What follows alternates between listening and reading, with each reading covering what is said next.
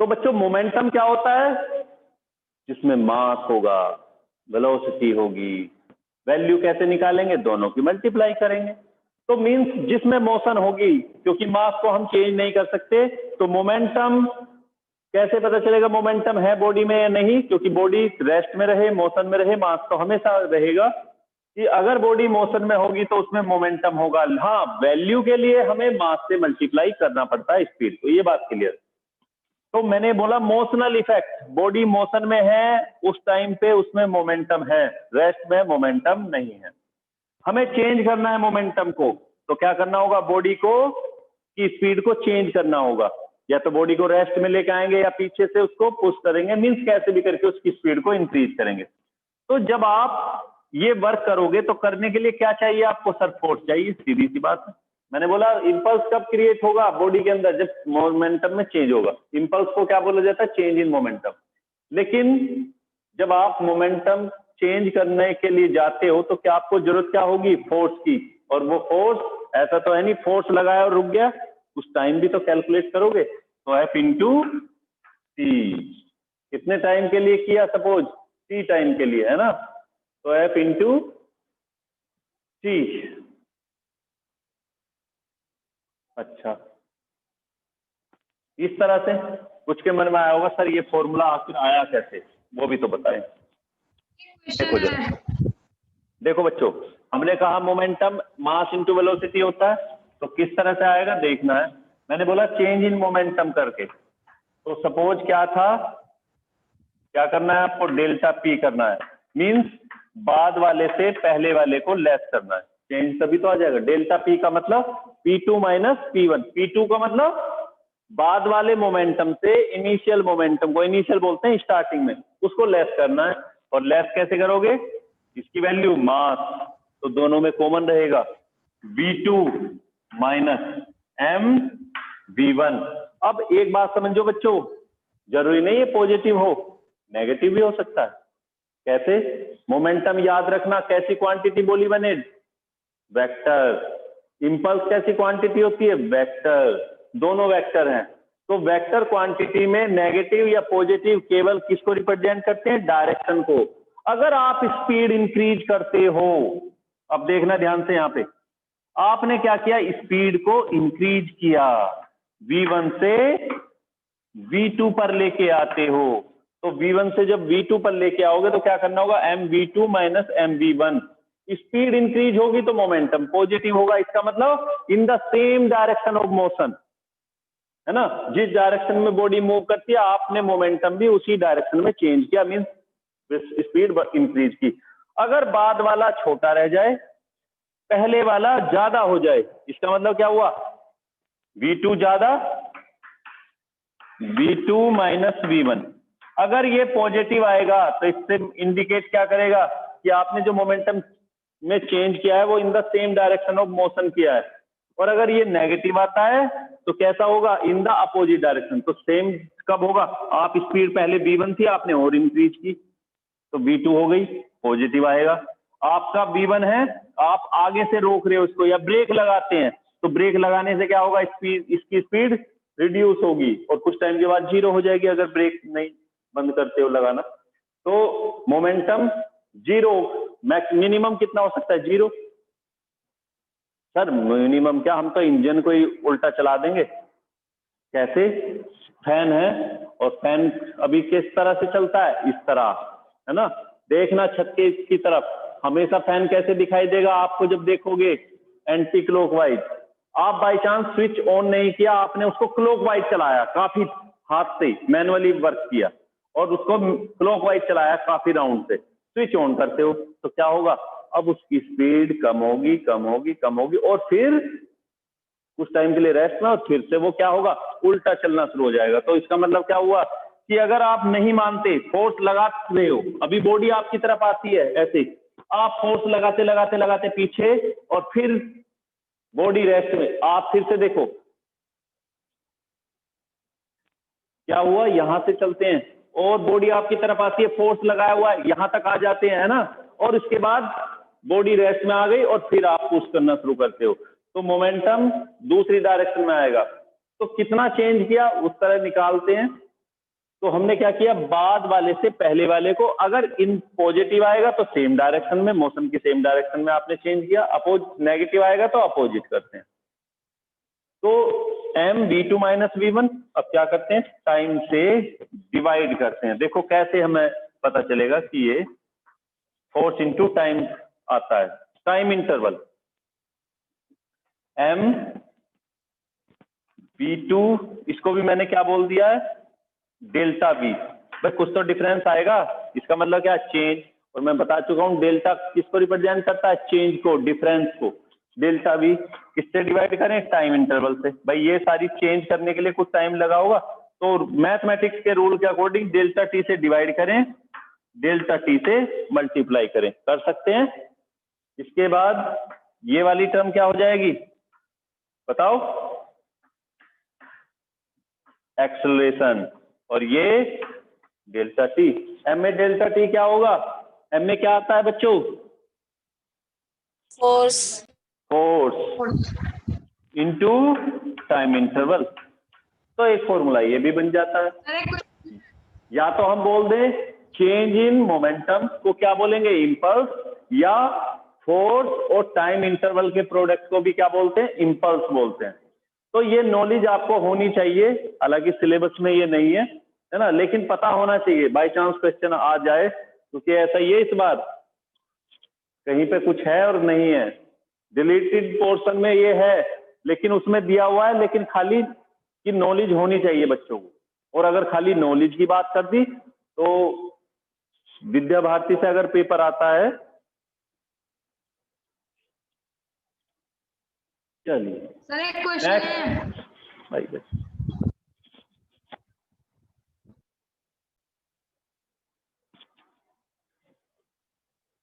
देखना जरा, कोई भी फील्डर जब बॉल को कैच करते हैं तो वो अपने हाथों को थोड़ा पीछे पुल करते हैं, पीछे की तरफ। ऐसा क्यों? अगर हम बॉल को सीधा का सीधा इसी तरह से ग्रिप करेंगे तो क्या होता है, बॉल सीधे आएगी, हिट करेगी और उसको किस में आएगी, रेस्ट में। तो सारा का सारा मोमेंटम कहां पे आएगा, आपके हाथों पर, और हाथों पर आएगा तो उससे क्या होगा, आपको इंजरी होगी, दर्द होगा, पेन होगा, चोट लग सकती है। इसीलिए हम क्या करते हैं कि बॉल को जब ग्रिप करते हैं, कोई भी फील्डर ग्रिप करता है, कैच करता है, तो थोड़ा पीछे की तरफ लेता है उसको। ऐसा क्यों? क्योंकि हमने क्या किया, मोमेंटम में जो चेंज करते हैं उसके लिए हमें टाइम मिला है, और टाइम मिलने का मतलब क्या हो गया, फिर से देखो रियल में होता क्या है, मान के चले कोई बॉडी अभी मोशन में है, तेजी से हिट करती है, बॉडी पीछे नहीं हटती है, तो इसने सपोज रेस्ट में आने के लिए इसको 10 न्यूटन हिट करती है। यहाँ पे कितना फोर्स हिट करती है, 10 न्यूटन। दीवार है, आराम से सहन कर लेगी, है ना। लेकिन अगर हाथों के सामने उस बॉल को लेके आए और अचानक से वहीं के वहीं पकड़े तो 10 न्यूटन क्या करती है, फोर्स आपके हाथों को इंजर्ड करती है। इसीलिए हम क्या करें, अपने हाथों को पीछे की तरफ खींचते हैं। पीछे की तरफ खींचने से क्या हो जाएगा, ये जो 10 न्यूटन था वो 10 न्यूटन नहीं रहता, बल्कि क्या, कितना हो जाता है, 7 न्यूटन हो जाता है।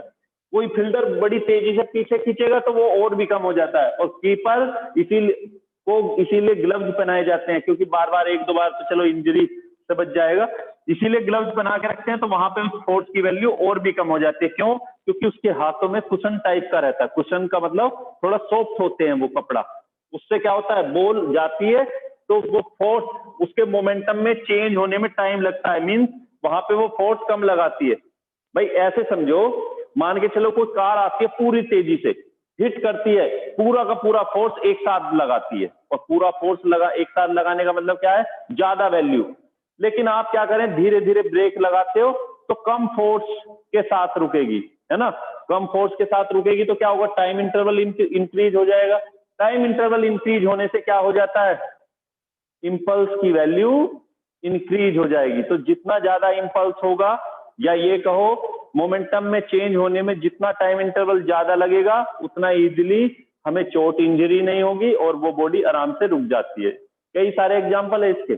आपने देखा होगा कप प्लेट को जब डिब्बे में रखते हैं, बॉक्स में रखते हैं, तो उसको कभी स्टील या किसी सॉलिड, किसी रिजिड बॉडी के अंदर नहीं रखते, रिजिड जो कंटेनर है उसके अंदर नहीं रखते, बल्कि किस में रखते हैं, थर्माकोल के अंदर रखेंगे या किसी पेपर के अंदर, पेपर के बॉक्स में, है ना, जो पेपर होता है उसके बॉक्स में रखेंगे। और उसमें क्या डालते हैं, साथ में थोड़ा बहुत घास फूस डाल देते हैं, कुशन डाल देते हैं। ऐसा करने से, या फ्रिज देखा होगा, कोई इलेक्ट्रॉनिक डिवाइस घर पे लाते हो, इलेक्ट्रिकल डिवाइस, तो क्या होता है, उसको भी किसी थर्माकोल शीट के बॉक्स में, या कुछ देखा होगा बीच बीच में कुछ पन्नी में रहती है छोटी छोटी बॉल थर्माकोल की, उस तरह से उसके अंदर डाल के रखते हैं। कप प्लेट देखा होगा, कप प्लेट को लाते हैं, या कुछ किले की जो चीनी मिट्टी के बर्तन जिसको बोलते हैं, उसको लेके आते हैं, तो घास फूस या कुछ इस तरह से रहती है, पेपर वगैरह उसमें। क्यों? क्योंकि अगर वो तेजी से कई बार हिट करेगी तो हिट करने से क्या होगा, वो टूट सकती है, ब्रेक हो सकती है। लेकिन अगर हम कुशन या कुछ इस तरह की चीजें उसके बीच में डाल के रखेंगे तो इंपल्स चेंज, मोमेंटम में चेंज होने के लिए टाइम ज्यादा होगा, और टाइम ज्यादा होगा तो उससे फोर्स की वैल्यू कम हो जाएगी और वो ब्रेक होने से बच जाती है। और इसका एग्जांपल सीधा सीधा फील्डर, किसी एथलीट जब जंपिंग करते हैं तो उनको जंपिंग करने के लिए कहाँ बोला जाता है, तुमने देखा होगा, वो काफी लंबी रोड लेके दौड़ते हैं, और दौड़ने के बाद वो उसको सीधा खड़ा करते हैं, और करने के बाद एक पोल होता है, इस तरह से एक रोड होती है, उस रोड के ऊपर से जंप करते हैं, तो नीचे देखा होगा बहुत सारे कुशन लगे होते हैं, और उसके ऊपर जंप करता है, उसका कुछ नहीं बिगड़ता, वो चाहे पूरा पूरा लेट के गिरता है, जैसे पानी में गिर जाते हैं, आराम से, चोट नहीं फील होती। क्यों? क्योंकि इंजरी इसलिए नहीं फील होती क्योंकि वहां पे फोर्स की वैल्यू कम हो जाती है। क्यों कम हो जाती है? क्योंकि वहां पे टाइम इंटरवल इंक्रीज हो जाता है। मान के चलो वो सॉलिड सरफेस होता, रिजिड रिजिड सरफेस होता, तो गिरता कोई भी पर्सन वहां पे और उसको इंजरी, क्योंकि टोटल फोर्स वहां पे एग्जर्ट होती और उसको इंजरी होती।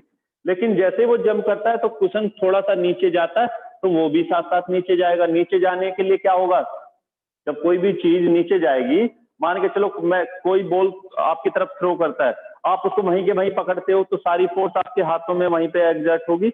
लेकिन आप धीरे धीरे पीछे, अगर उसको करते टाइम थोड़ा हाथों को पीछे खींचोगे, तो पीछे खींचने से क्या होगा, फोर्स की वैल्यू कम हो जाएगी, टाइम इंटरवल इंक्रीज हो जाएगा। कोई बात नहीं, टाइम इंटरवल इंक्रीज हो जाए, लेकिन इंजरी तो नहीं होती। लेकिन स्टंपिंग के केस में वहां पे हमें टाइम इंटरवल को कम करना होता है। क्रिकेट के मैदान में देखा होगा, इसीलिए कीपर को क्या पहना के रखते हैं, ग्लव्स पहना के रखते हैं। क्यों? क्योंकि वो जो ग्रिप करता है उसको तो सीधा पकड़े और सीधा स्टंपिंग करे। तो इस तरह से ये इंपल्स हो गया। नेक्स्ट टॉपिक के बारे में बात करते हैं इसमें। तो याद रखना बच्चों, मोमेंटम, इंपल्स और तीनों रूल। नेक्स्ट आता है apparent weight of a man in an elevator.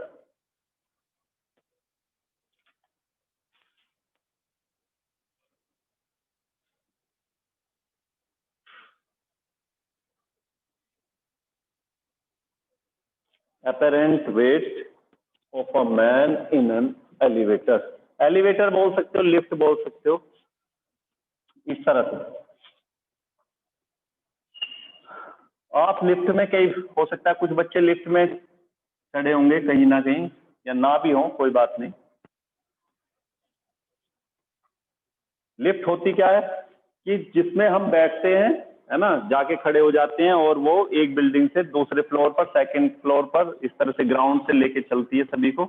और जहां पे मन करे, जहां तक भी बिल्डिंग होगी, मन का मतलब ये नहीं कि आप कहीं पे भी चले जाओगे, जहां तक बिल्डिंग होगी, जहां तक भी उसके फ्लोर होंगे वहां तक लेके जाती है। तो सपोज कोई बॉडी यहाँ पे रखी हुई है इसके फ्लोर के ऊपर, और अभी लिफ्ट हमारी रेस्ट में है, तो इसका मास कितना है, m, और वेट कितना हो जाएगा, mg। वेट क्या होता है, attraction force by the earth, by the gravity on an object. अभी इसका वेट mg है, ये रियल वेट है, एक्चुअल वेट है।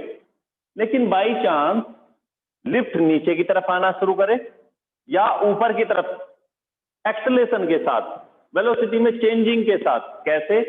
अभी रेस्ट में है और अचानक से चलना शुरू किया, तेज स्पीड को बढ़ाते बढ़ाते, या यहीं पे है, सपोज थर्ड फ्लोर पे थी, सेकंड पे आती है, फर्स्ट पे आती है, और जीरो पे, ग्राउंड लेवल पे आती है, ग्राउंड सरफेस पे। तो इस तरह से आएगी स्पीड को इंक्रीज करते हुए, तो यहां पर एक एक्सेलेरेशन प्रोड्यूस होता है। और हमने पढ़ा एक्सेलेरेशन अगर प्रोड्यूस होगा तो फोर्स भी प्रोड्यूस होगी। फिर से, अगर लिफ्ट हमारी रेस्ट में है तो जो इसका वेट होगा वही हमें एक्सपीरियंस होगा। सपोज सर ये कैसे पता चलेगा, अभी पता चलेगा बच्चों। हमने यहाँ पर क्या किया, इसके फ्लोर के ऊपर एक बैलेंस रखी है। बैलेंस तो समझते हो, तुमने देखा भी होगा, वेट किया होगा अपना, फिजिकल वाले बच्चों याद होगा, है ना। या ये समझो जो दुकान पे रहती है, शॉप पर रहती है, उसी तरह की कोई बैलेंस है, लेकिन हाँ बस क्या है, उस पर अगर कोई किसी सामान को रखें तो उसका वो मास बताती है। तो ये कोई बॉडी है जिसका मास कितना आया है अभी m, यहाँ ऐसे समझो, इसका मास अभी कितना आता है m, और वेट कितना हो जाएगा mg।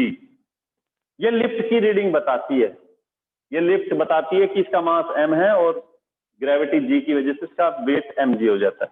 अब हम इसको नीचे की तरफ लेके जाएंगे, ऊपर की तरफ लेके जाएंगे और देखेंगे कि क्या इसका यही वेट रहता है, यही मास मास तो सेम रहता है, कि क्या इसके ऊपर इतना ही फोर्स एग्जर्ट होगा। तो समझना बच्चों, कितनी सारी कंडीशन इसमें हो सकती है, क्या क्या हो सकती है।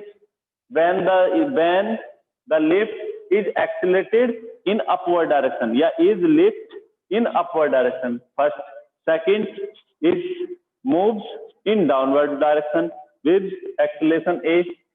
तो दो कंडीशन तो ये हो गई, अपवर्ड डायरेक्शन में चलती है, सेकंड डाउनवर्ड डायरेक्शन में चलती है, और थर्ड क्या हो सकती है, कांस्टेंट वेलोसिटी के साथ साथ चलती है, नीचे या ऊपर। तो याद रखना केवल दो कंडीशन में उसका वेट एक्चुअली रहेगा, अपेरेंट नहीं होगा। अपेरेंट का मतलब चेंज नहीं होगा उसमें। मान के चले अभी ये 10 kg की है, एक्सेलरेशन ग्रेविटी की वैल्यू लगभग g होती है, मीटर पर सेकंड स्क्वायर, अरे g की वैल्यू, तो वेट, इसका वेट कितना हो जाएगा 100 न्यूटन। इतने फोर्स के साथ वो चले, अभी अप्लाई है अर्थ की वजह से इसके ऊपर। हम इसको ऊपर की तरफ लेके जाते हैं, किसके साथ, एक्सेलरेशन के साथ, a के साथ, या नीचे की तरफ आते हैं a के साथ, तो क्या होगा वो देखेंगे। तो ये बात समझ आ गई कि आखिर हम किस तरह से पता कर लेते हैं कि किसी बॉडी के ऊपर कितना फोर्स लगा हुआ है। उसके अंदर, लिफ्ट के अंदर एक वेइंग मशीन रखेंगे, वेइंग मशीन के ऊपर रखने के बाद देखेंगे उसका मास m है, g की वैल्यू से मल्टीप्लाई करेंगे, क्योंकि फोर्स का फॉर्मूला क्या होता है, F = ma, अगर वो लीनियर मोशन करती है, लेकिन अंडर ग्रेविटी करेगी तो mg, मास मल्टीप्लाई g, और वैल्यू आ जाती है फोर्स की। यहां तक क्लियर। अब आगे देखेंगे, तो समझ जाना कि वेइंग मशीन रखी हुई है और इस तरह से हम उसकी वैल्यू को निकाल लेते हैं। अब मैं लूंगा सीधी सीधी कंडीशन। ये कोई बॉडी है, रेस्ट में है, और इसका मास कितना है m, कितनी वेट है mg। अब देखो जितना ये वेट है, इसका फ्लोर भी तो इसके ऊपर उतनी फोर्स लगा रहा होगा, ऊपर की तरफ r। सर ये क्यों लगा रहा है, ये इसलिए लगा रहा है मेरे बच्चों, ग्रेविटी तो डाउनवर्ड लगाती है, ये तो समझते हो। अगर ये बैलेंस नहीं होता, mg के इक्वल ऊपर की तरफ फोर्स नहीं लगी होती, तो ये बॉडी क्या करती, इसकी फ्लोर को ब्रेक करके नीचे निकल जाती। भाई हम मान के चलते हैं किसी बॉडी के ऊपर फोर्स लगी है, देखो मेरी दोनों फिंगर है इस तरह, और इस फिंगर के ऊपर मैंने दूसरी फिंगर को अप्लाई किया। अगर इस फिंगर का फोर्स ज्यादा है तो इसको आगे की तरफ पुश करेगी, अगर इसका ज्यादा है तो इसको पीछे की तरफ पुश करेगी, लेकिन दोनों का इक्वल हो जाता है तो ये दोनों बैलेंस कंडीशन में रहेंगी। अभी वही कंडीशन है, लिफ्ट रेस्ट में है और फ्लोर भी रेस्ट में है, बॉडी भी रेस्ट में है। इसका मतलब क्या हुआ कि एक ही बॉडी, याद रखना बैलेंस कंडीशन अगर बॉडी की बोलते हैं तो इसका मतलब दो फोर्स उस बॉडी के ऊपर अपोजिट डायरेक्शन में लगे हुए हैं और दोनों की वैल्यू इक्वल है, तो इसको बोलेंगे रिएक्शन फोर्स। रिएक्शन फोर्स कौन लगा रहा है, surface of the floor of the lift on the body. Body के सरफेस पर किसकी सरफेस एग्जर्ट करती है फोर्स, लिफ्ट की फ्लोर। ये r ये mg इक्वल है। तो फर्स्ट व्हेन, नंबर 1 हमने एक बात की अपेरेंट की, व्हेन, तो याद रखना जितना r होगा उतना उसका वेट होगा। भाई mg है r, ये इक्वल, तो when lift is at rest, rest में है तो a की वैल्यू क्या होगी 0, a 0 हो जाएगा, और उस कंडीशन में r = एम जी, या ये भी बोल सकते हो R minus M G equal to M. क्या होता, देखो दोनों का अगर डिफरेंस निकल के आता तो इसका मतलब वो बॉडी मोशन करती, होता है एम ए की वैल्यू क्योंकि रेस्ट में है तो क्या होगा 0, तो ये हो जाएगा 0, तो R equal to M G. तो बॉडी का वेट कितना होगा एम जी, और यही रियल है, लेकिन कब, जब बॉडी रेस्ट में है। Second, when body moves in upward direction with acceleration a, if body, और बॉडी की बात चल रही है, और बॉडी किस में है, लिफ्ट में, if body move in upward direction, in upward direction with acceleration